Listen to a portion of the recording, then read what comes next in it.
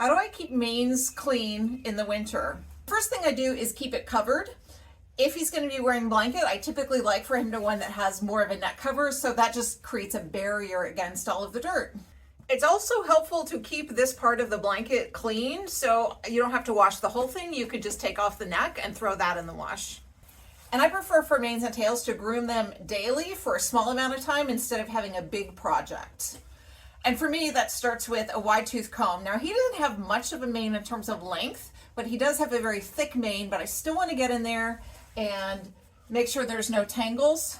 And I will also wash the mane in the winter using a hot water kettle, a cloth, and some elbow grease and maybe some no-rinse shampoo. Once I have some hot water going, I'm just going to dunk a cloth into the hot water and I'm going to wring it out really well because I want it like steamy and damp.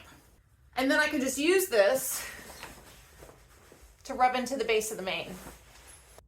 And surprise, surprise, there's a lot of stuff in there. If the mane is really dirty, I'm going to spray my cloth with some no-rinse shampoo. That way, if I accidentally drip something, it's on the cloth and not down his neck.